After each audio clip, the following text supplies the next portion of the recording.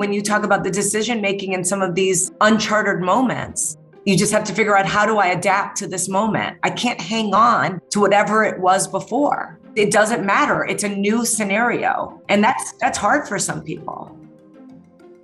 Hello, and welcome to the Decision Education Podcast, where we talk to a range of fascinating experts who share tips on all things related to decision making. I'm your host, Dr. Joe Sweeney, broadcasting from the Alliance for Decision Education, the national nonprofit committed to ensuring all students are taught the skills of good decision making, because we believe that better decisions lead to better lives and a better society. Imagine what a difference it would make in your life and the lives of those you love if we were all even a little better at making decisions. This podcast is for you, the adults, who are already out in the world making thousands of decisions every day and who want to get better at it. I hope you find it helpful.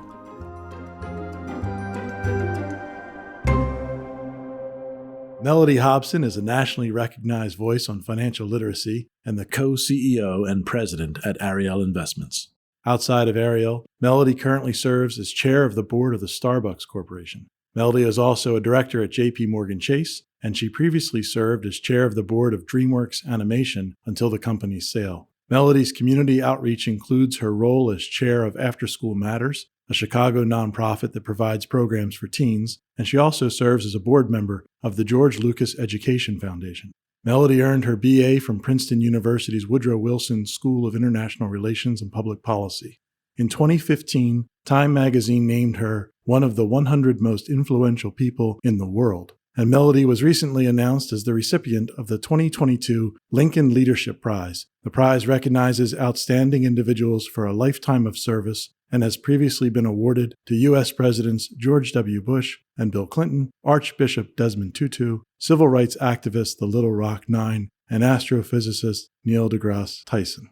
Mellody, the absolute warmest of welcomes. I've been looking forward to this conversation. Thank you for making the time to talk with us today. Thanks for having me. I'm excited to be here. I'm just going to dig right in and start asking questions and looking forward to the conversation. You're the co-CEO at Ariel Investments. Can you tell us a little about the focus of your work there and how you started out in this field?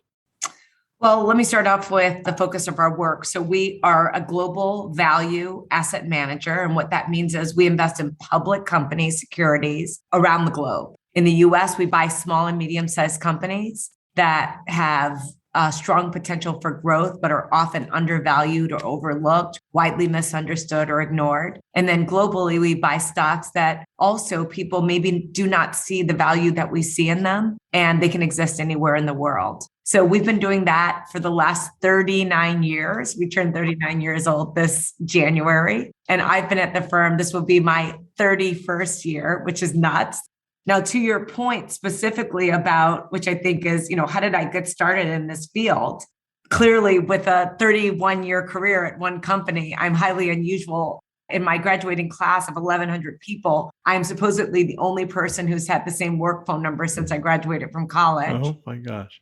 And a lot of this has to do with, I fell in love and just discovered the investment business basically by accident in meeting the founder of Ariel, John Rogers, when I was 17 years old. And I was bold enough to ask him if I could be a summer intern. I interned at the firm 1 year, and then I went and interned at T. Rowe Price, the big investment firm in Baltimore, the next year, and realized I had found my calling, that the idea of investing and saving, which made a lot of sense based upon how I grew up with so much financial insecurity. I was craving those lessons, that it really changed my life. And I knew I would do it for the rest of my career. So I started as an intern and rose up to become president when I was about 31 years old. And then I became co-CEO of the firm in 2019. And my responsibilities are everything outside of the investment area. I basically run the firm on a day-to-day basis, whereas John Rogers, our founder and my co-CEO, is responsible for the investment strategies that we offer to our clients. Well, I really appreciate that explanation. You kicked off a bunch of questions for me. One is more of a technical one, which is just for all of us. What does it mean that when you say you look for undervalued equities or companies? How do you know that something's undervalued? Well, they say that value is in the eye of the beholder. And so we have our own definitions of what value is. and they get pretty technical. But the idea that what we're looking for is we're buying things when they're out of favor. When, for whatever reason, there's a cloud over an industry or over a company, but we can see past whatever the short-term issue is.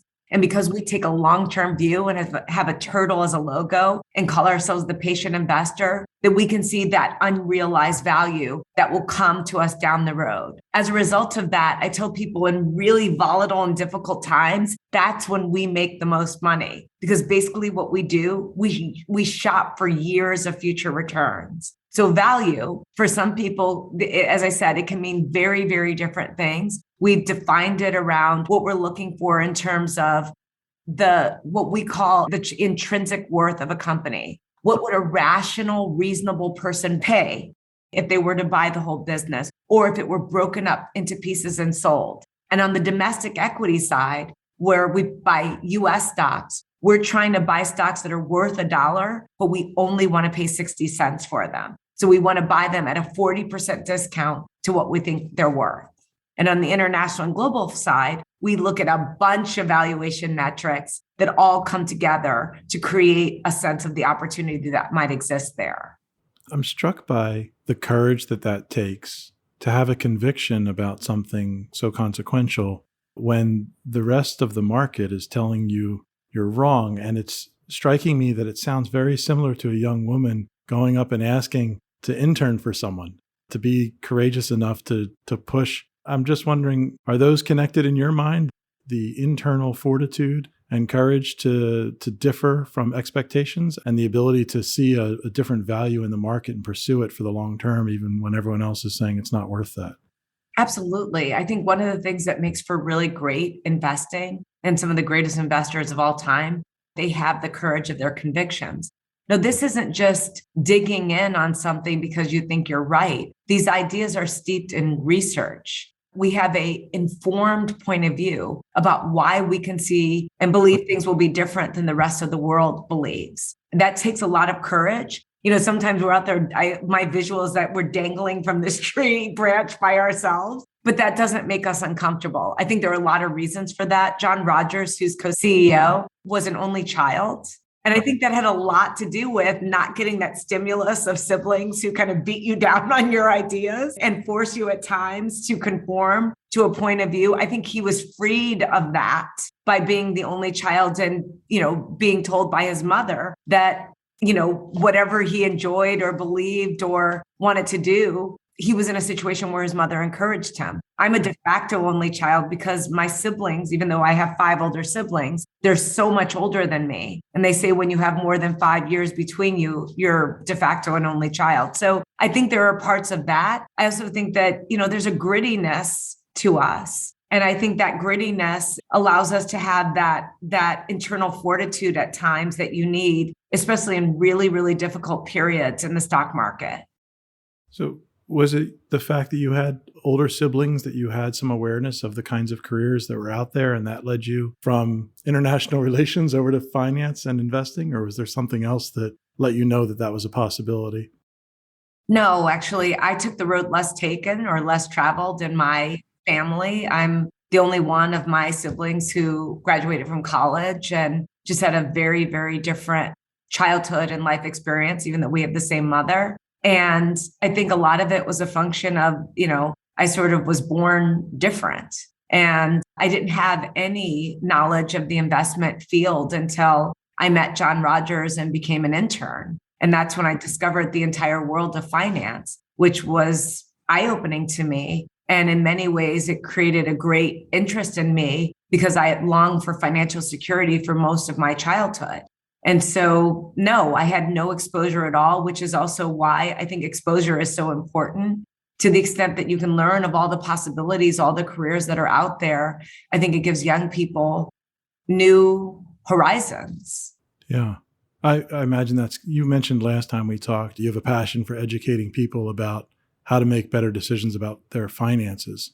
I'm assuming that's connected to your own journey.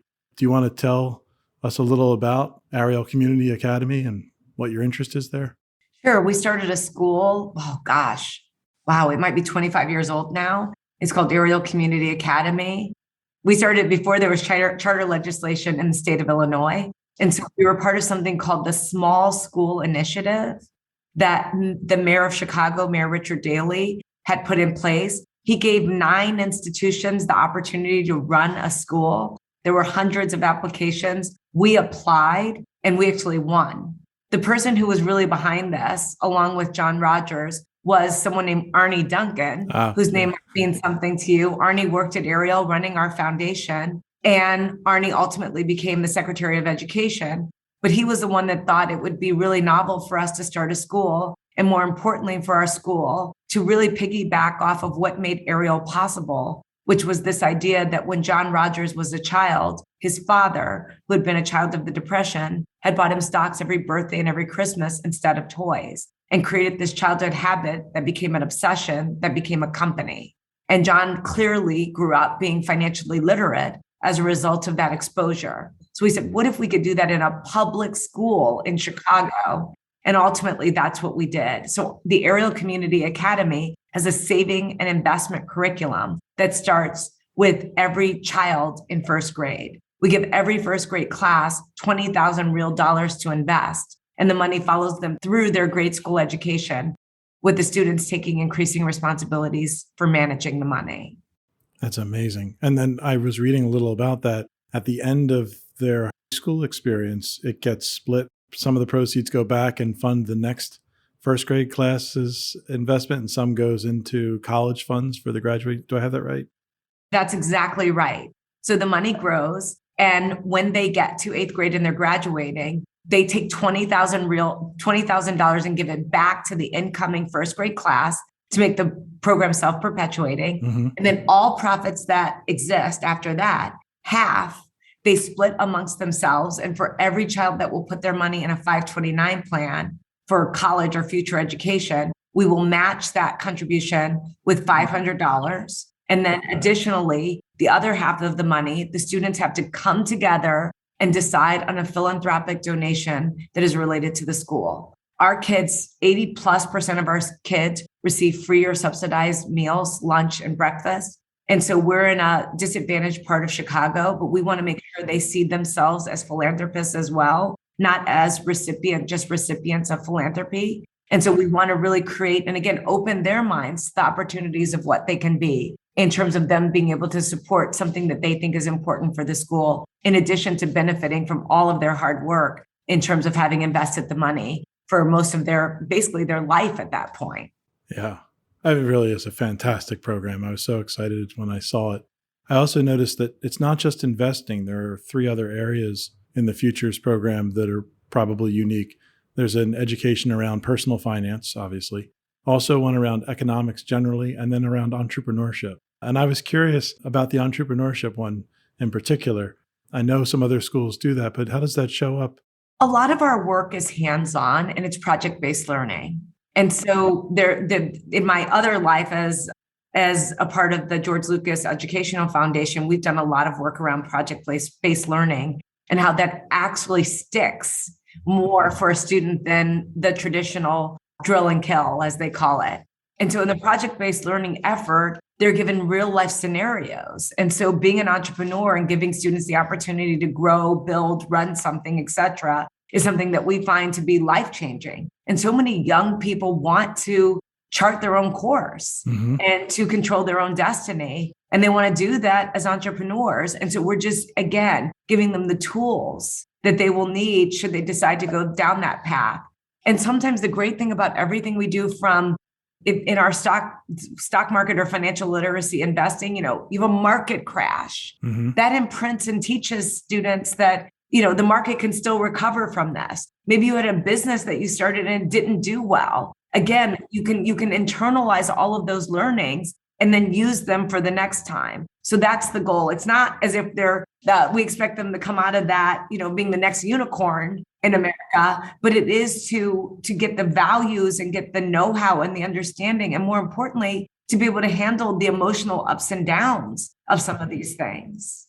It won't surprise you, I think, to know that as soon as I saw that, I was thinking, we have some other organizations that have talked to us about their entrepreneurship programs for kids, and that decision-making is just throughout it. I mean, that's what's I think part of what's intrinsically motivating for the students is that they have real agency. They have an opportunity to try to make sense of something on their own, with the help, of course, and then to make a real decision of some kind and repeated decisions of different kinds and get feedback from the world on, yep, that worked, or no, that didn't work. I don't know if that's part of what you talk with them about or not. And if it is, I'd love to hear about it. Well, for sure, there's no question about it. There are a lot of decision trees in life in general. And certainly there are some that are significant in business. The agency that we give our students is not just the agency of the idea and creating, they're using real money. That's one of the things that we think is, so many times it's not real, it's simulated. And so that's part of the exercise for us is you feel very differently when it's real money, as opposed to being something that is on paper or simulated. Yeah. Taleb says skin in the game. It changes your thinking pretty dramatically. I'm wondering if we can shift for a second. We've talked about some of the challenges you faced during the pandemic with decision-making at Ariel Investments. I wonder if you could talk about that for a bit. Sure. I mean, it literally that subject matter is pretty expansive. So tell me where you want to go. Is it decision making when the stock market is falling apart and you have a COVID crash in 22 days? Or is it decision making when it relates to big decisions like how are you going to work from home or when do you return? Yeah. I was thinking about your life a little bit and about some of the experiences you are having that are almost unique. Being the chair of a Fortune 100 company is a very, very rare opportunity for anyone to live through.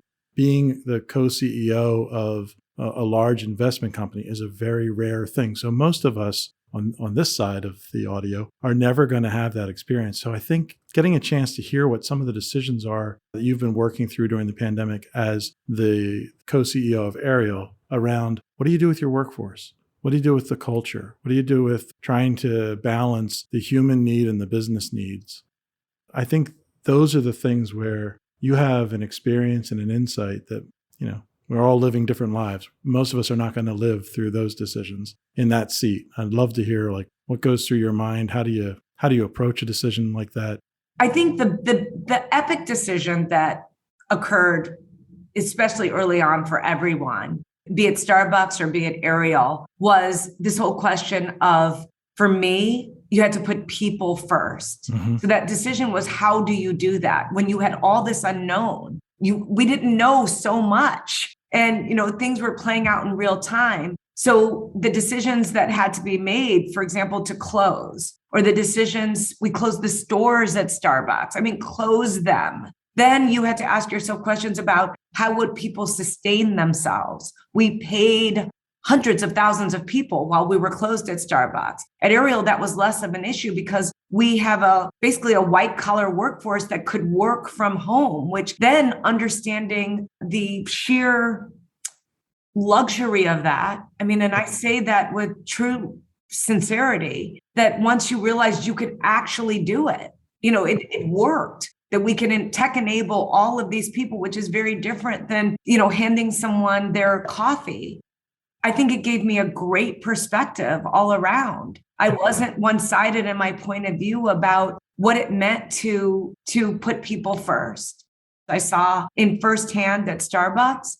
So when I'm a chair, specifically a non-executive chair, which is what I am of Starbucks, I really think through big strategic issues at the company. So we're there for feedback, counsel. As chair, people are counting on you. There are 440,000 or so employees that work at Starbucks globally in 83 countries. I remember getting a call from, we're in a situation where we have to adjust to municipalities and the issues they have in municipalities around rules for Starbucks, which makes it a patchwork quilt of rules, regulations, and operations. And I remember we had a situation in a major city where you could only have drop off and pick up. And we got really good at that, curbside, drive-through, et cetera. That really became one of the ways that we sustained the company and sustained revenue. But I got a call from the head of a hospital.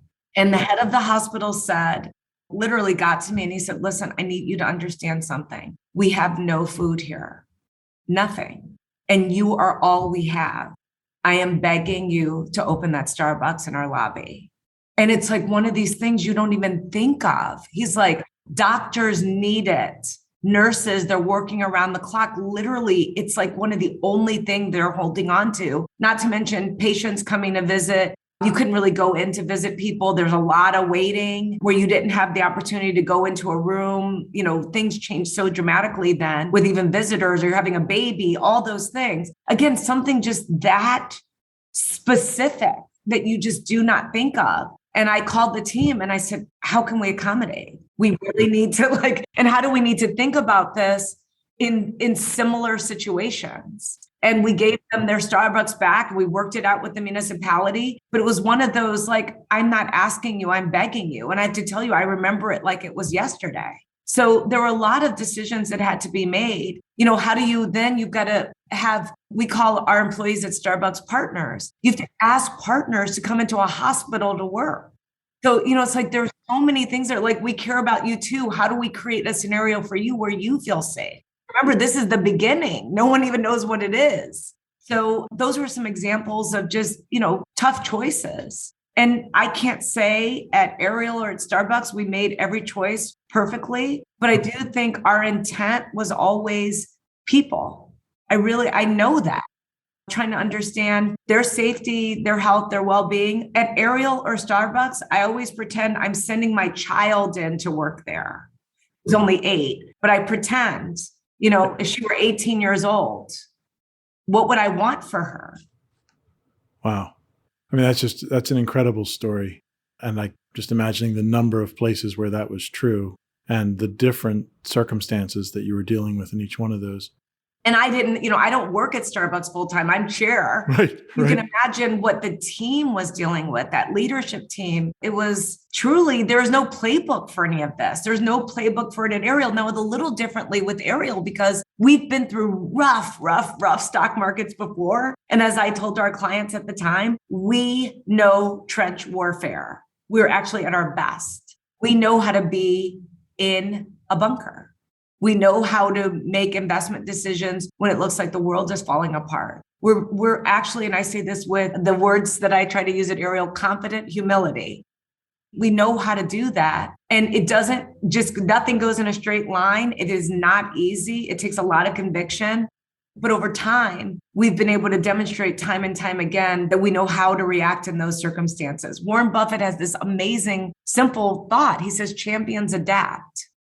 And that's actually when you talk about the decision-making in some of these uncharted moments, you just have to figure out, how do I adapt to this moment? I can't hang on to whatever it was before. It doesn't matter. It's a new scenario.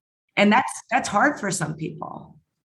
It sounds to me like when you think about your values and the decisions that you're making, that you've got multiple stakeholders that you take seriously, not just the investors, but also the partners at Starbucks or the employees at Ariel and the members of the community, like the hospital, when you had community to serve.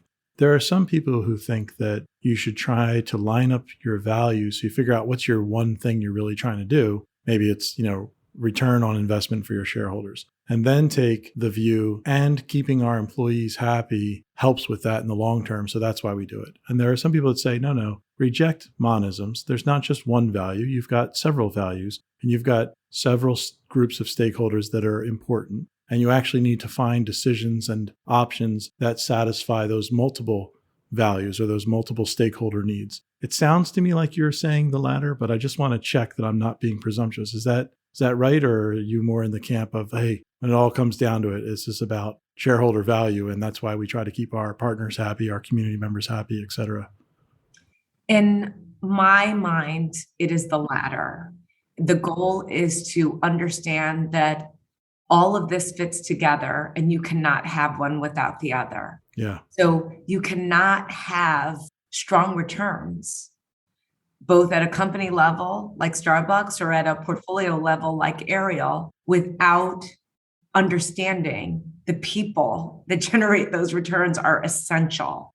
So therefore, those people Every attempt must be made to create an environment where they can excel. Now, what I will say, and I want to make sure that this is very clear, this is a hard task. The goal is not to make people happy, it is create an environment where they feel that they can thrive and feel fulfilled. It's really hard because different people want different things.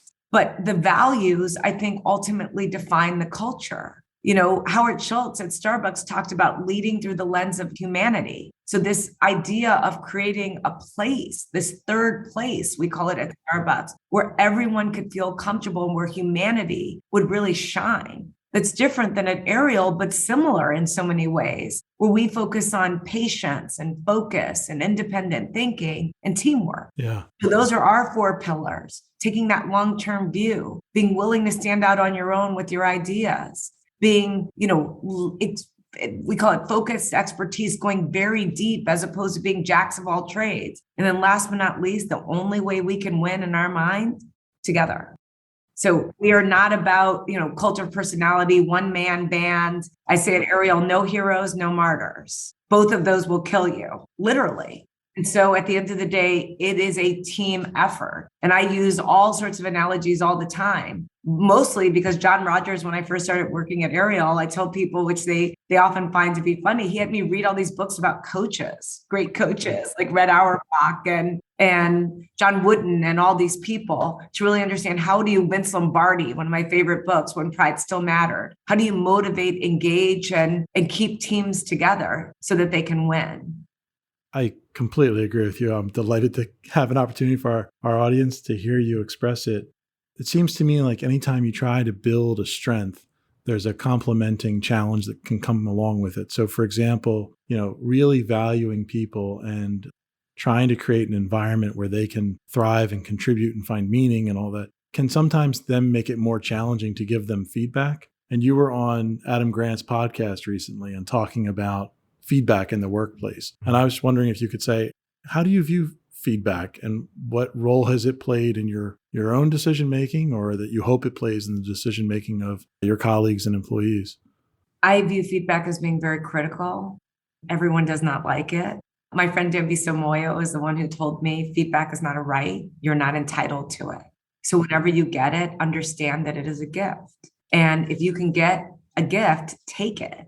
And so at Ariel, we've tried to think a lot about feedback and try to engage in a way to help people understand why it's very valuable to them. And one thing about feedback is it should not be conditional how you receive it. So we say to people, you don't condition feedback based upon, do I like the person? Do I respect them? That can't be a part of your thinking. You have to be open to feedback wherever you can get it from whomever you can get it. And then you decide if you agree or not. But if you hear certain kinds of feedback that is repeated again and again, then you should probably listen hard and do some self-reflecting. But I think that feedback is essential to real growth as a human being. The only problem that I have found is, as I've suggested, everyone doesn't like it.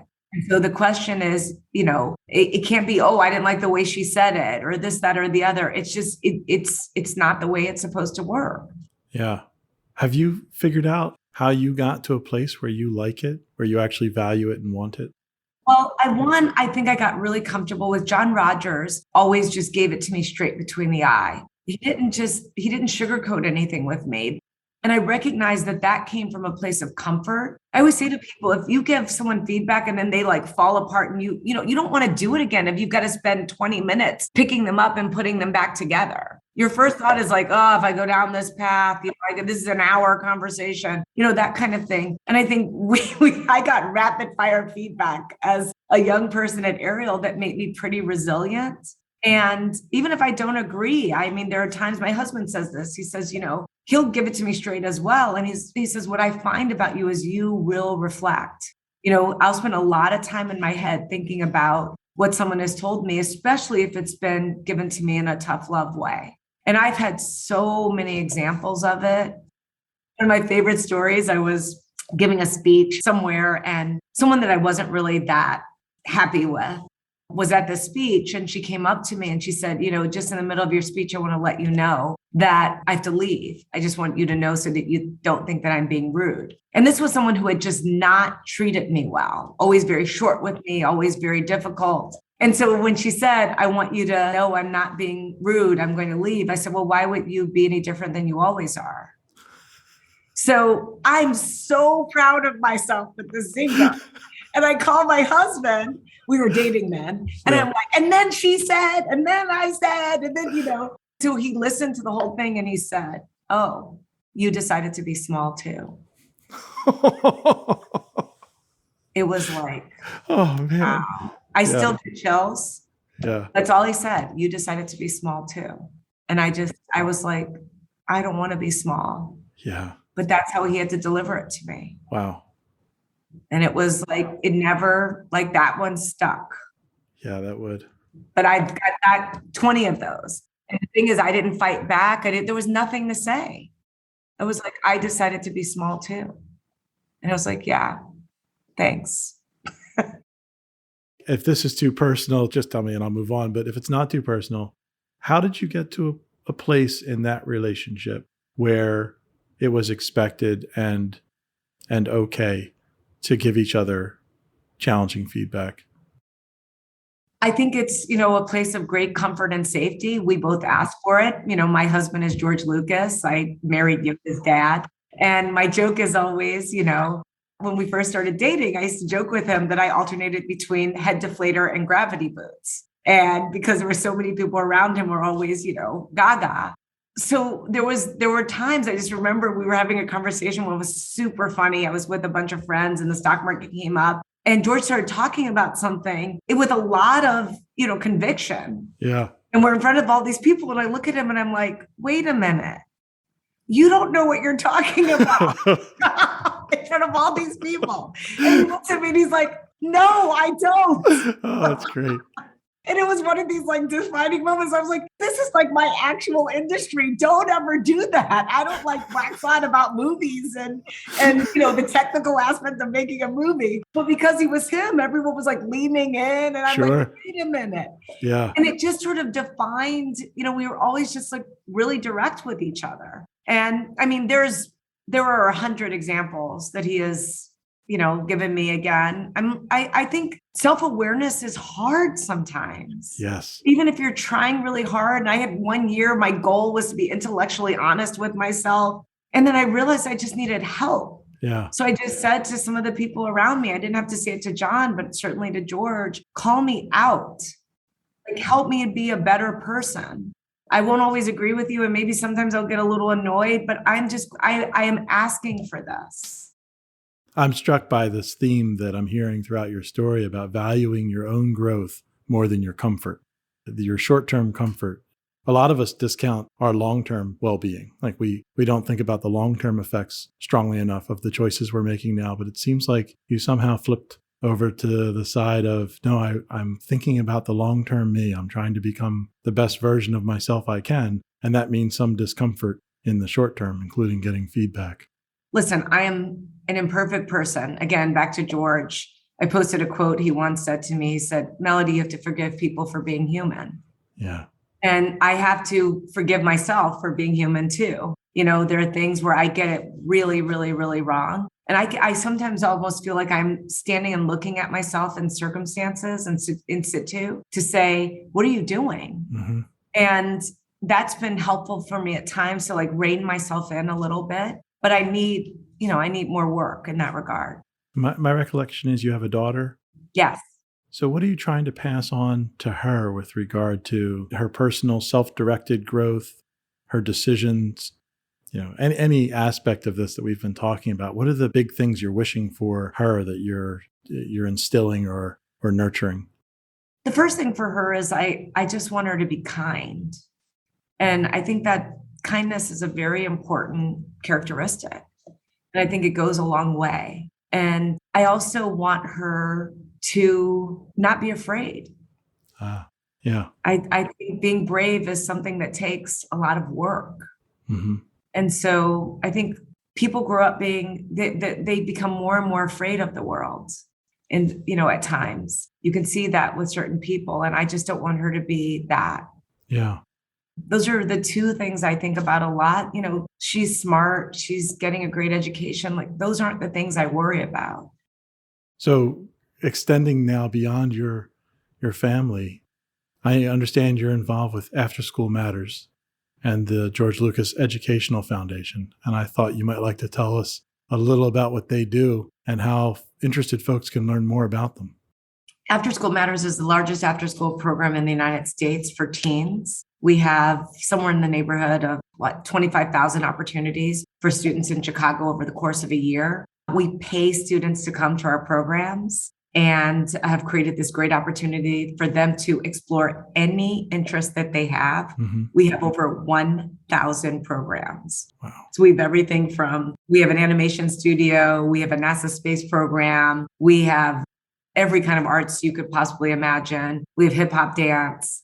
We have farm to table. You could learn to be a chef. There's youth, you name it. Students in the Chicago public school system apply, and they do the programs after school in Chicago, all over the city. And so it's been really, really fulfilling. We see these young teens that find new loves and new passions through our programs. We had one student come and speak at our board meeting once. He was a young African-American teen, 17 years old, who told us how he discovered glass blowing. Nice. It was one of those moments, like, I was choking back tears. And it was the only program we had open. He thought it was a better idea for him to try to make money. These are his own words, the legal way. Mm-hmm. He goes to this glass blowing class, which he had totally discounted. He thought I'd just show up and collect the paycheck. And he said, but I stood there and this teacher made the most beautiful thing I had ever seen. And this is a 17-year-old Black kid telling the story. And he said, all I could think of is I wanted to make something really beautiful for my nephew. Oh my gosh. Glass blowing. Yeah. So he makes something for his nephew and he's walking home. And these are his words. He said, I see my boys on the way I'm walking home. I'm holding this, thing that I've made. Yeah. And I'm, for a moment, I've got apprehension. And then I show it to them. And they said, how can you get us into the program? Wow. I was like, wow. I was literally, Yeah. that was the whole point. And, you recognize that it keeps kids on track. We have a much higher graduation rate of students who are in our programs than the overall public school system. It's true enrichment. It's the enrichment that lots of people with money take for granted that they can give to their children, but that are scarce opportunities for kids who don't come from money. If folks are listening and they want to contribute or get involved somehow, what would you recommend that they do? So After School Matters is in Chicago, as I said. We not only, certainly, we love donations. We have a huge budget and we've done some, as I said, amazing things. This COVID was particularly challenging because we ended up realizing our kids, our teens who weren't in school were food insecure. Mm-hmm. And so we ended up having pickup sites for food for families, which had never been a part of our remit before that. So we had to expand some of our connections. We had to get all of our teens technologically enabled with iPads, et cetera, because we wanted them to stay connected. And they did. The paychecks were important to them as well. So that was something that, if anyone has an interest, After School Matters, you can look up afterschoolmatters.org and you'll see it and all the wonderful programs we have, but we're only in Chicago. Our goal is to serve every Chicago student that wants to participate. Right now, we turn away, somewhere in the neighborhood of 20,000 students who ask for opportunities. So that's where we are with that. I think you asked about also the George Lucas Education Foundation. So a lot of that work, the big thing that we have is a website called Edutopia, and it's one of the most popular, it's probably in the top 2 or 3 in the world, websites for teachers. And it's to help them to be better at their job. And what we do is we go and make movies on schools that work. And we document those success stories because often they're lost with a person. And so we want to institutionalize every form of success that we can. And we've chronicled schools all over the country and the world, although primarily a lot of our work has been on the US. But we have a growing following around the world as well. And it's on everything you can imagine. We did work on schools that teach grit based upon Angela Duckworth's work. We chronicled very recently, one of the most popular videos was a school that had come up with a room that students go to before school who are on the spectrum to calm them. And it's everything from a part of the room that is dark to a part of the room that is extraordinarily tactile to a swing. I mean, I could go all in, literally the teacher made it out of going to, I think, Lowe's. It wasn't something that was really expensive. It wasn't something that was impossible to attain. It was just thoughtful, finding a space for it. And they found when these students came right before school and even spent 20, 30 minutes in the environment that was most soothing to them, it made their day go much, much better in quieting their minds and making them feel more comfortable. So that's, that was a really popular video that was sent out where people said, well, I can do this. That's the whole idea, that all of our tips, everything that we are trying to show, they must be practical in their application. No highfalutin, pie in the sky things. Really, if this were you, what would you do? How could you implement something like this? So something Warren Buffett said, you mentioned him earlier. He talked about painting on a large canvas.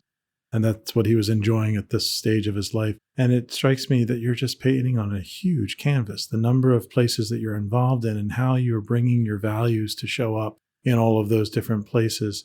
For folks who are young and just starting out their professional lives, how do you think about expanding the impact that you're having? How do you get to be in a place where you're getting to see your version of a better world coming to life, which is what it seems like you're trying to do in so many places?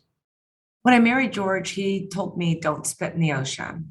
He said, whatever you can do at scale. And he gave me just real life examples of that. He said, you can scale change, Mellody. So don't go retail, go wholesale. Whatever you approach, think, how many people could I affect? And go beyond the one to the many. And so that's why something like After School matters, with 25,000 opportunities, where we want to get to, again, every teen that wants that opportunity. There are 100,000 teens in public schools in Chicago, that you can actually see a path to that, to delivering that kind of opportunity. I think for me, I've always wanted to be useful in whatever I was doing, at work, at home, in any organization that I was a part of. And I can't divorce myself from my own trauma, but the things that happened to me as a child that I am still trying to overcome, and trying to overcome them by channeling the energy into helping other people not have that experience, be it financial illiteracy, be it the enrichment programs that I wanted to do, be it the ability to really understand that person who's a barista at Starbucks who wants to go to college. And we have a program at Starbucks that I didn't think of, but certainly embraced as a board member. When again, going with that idea that you have of what is the role and responsibility of a corporation? Profits, yes, but how can you magnify your effect? So I think my canvas has expanded over time based upon, first, my interests, and secondly, my experiences. They're driving where I end up. It's overwhelming at times. I'll tell you, sometimes I bite off way more than I can chew. Yeah. But I feel purposeful. So even when I'm really tired and exhausted, I feel that I'm doing the right thing. I read this quote this weekend that really stuck with me. And it said, you may know this, it said, no matter how smart you are, how much education you have, how much money you have, how many relationships you have, you're only working at 40% of your potential. Oh, no, I haven't heard that one. But I was like, 40%. Oh, no. Yeah. No. It's like you sort of walk away saying, gosh, I could do better. There's another one that comes to my mind a lot. I'm going to get it a little wrong. I think it was Stephen Gillette who said something like, I do not expect to pass this way again. Therefore, any kindness I can show, any good deed that I can do, let me not defer nor neglect it, for I shall not pass this way again. It's very similar to what you're describing. It's like there's an urgency to now. There's a need to do what you can for those who you can, to lift them up and make their lives better. But also, I just want to, this is not a one-sided thing. Like one of the things I had the opportunity to meet someone who once said to me, don't look down on people you help. No, right. Most people do that. I was like, first of all, I was like, again, in the spirit of feedback, how should I receive this? What is he trying to teach me? What is he trying to tell me? This is a two-way street. I get a lot out of it. If just in enlightened self-interest, I tell you that story about the glass blowing and the 17-year-old Black kid in Chicago. Do you know what he did for me that day? That story lives inside of me. And in moments of great sadness, pain, anxiety, whatever you call it, I can draw upon it to remember, Mellody, stay focused. Something as small as a glass blowing opportunity could change someone's life. And then you feel better about yourself, honestly. So, you can't dismiss the joy you get. This is not someone, I don't see myself as a savior. I don't see myself as, going in, it's like, oh, I'm so awesome. It's like, wow, these people are feeding my soul. They're making me remember who I am, where I come from, why these opportunities I've been given are such miracles, why I owe society back. I completely agree with you. It almost feels selfish to even mention just how much joy you can get from being able to give or show up for someone. Which I think is totally underrated. It's like, yes. What's the point then? My husband, again, he's like, pleasure is fleeting, Mellody. It's a moment.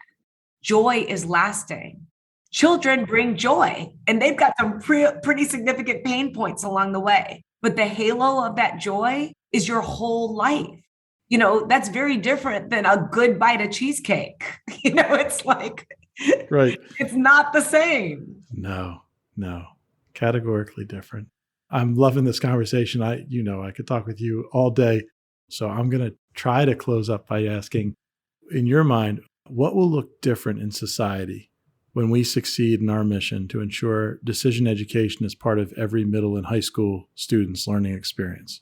What do you imagine will be different in the world?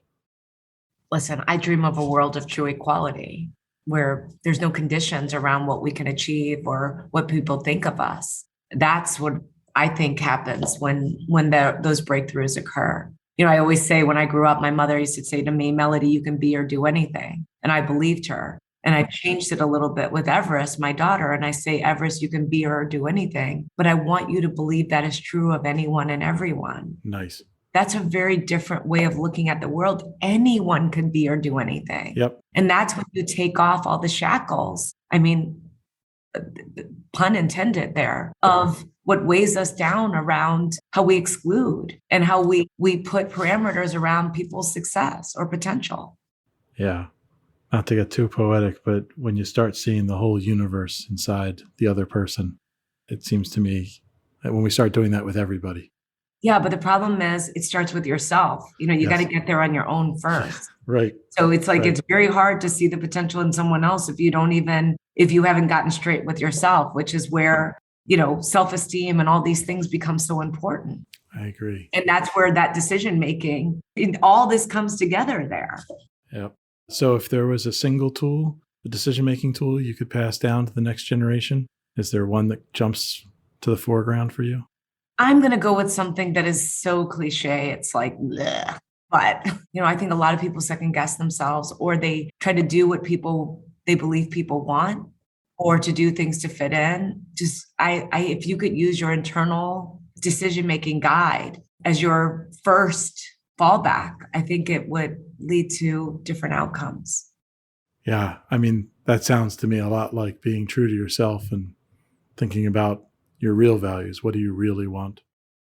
Mellody, I just want to thank you very much for coming on the show. If listeners want to go online and learn more about your work or follow you on social media, where should they go? Well, certainly go to arielinvestments.com and you can see all the things we do at Ariel. And on social media, I'm just Mellody Hobson and all the various places. So take a look there too. So for any books or articles mentioned today, check out the show notes on the Alliance site, where you can also find a transcript of today's conversation, and we'll put a link to Ariel Investments as well, so you can find it. Mellody, thank you just so much. I really appreciate your time and all you're doing. Well, it's my pleasure. Thank you for having me. At the Alliance for Decision Education, our mission is to improve lives by empowering students with essential decision skills. We are building a national movement to ensure decision education is part of every student's learning experience. Through this podcast, we are raising awareness about the movement, but we need your help. Please share, tweet, and learn more on our website, alliancefordecisioneducation.org. If there is someone you think would be great for us to interview for a future episode, or if you have a question about decision-making that you'd like us to explore on the podcast, email us at connect@alliancefordecisioneducation.org. Also, ratings on Apple Podcasts are greatly appreciated, and don't forget to subscribe to this podcast in your favorite app so that you don't miss an episode. Thank you, and I hope you join us again soon.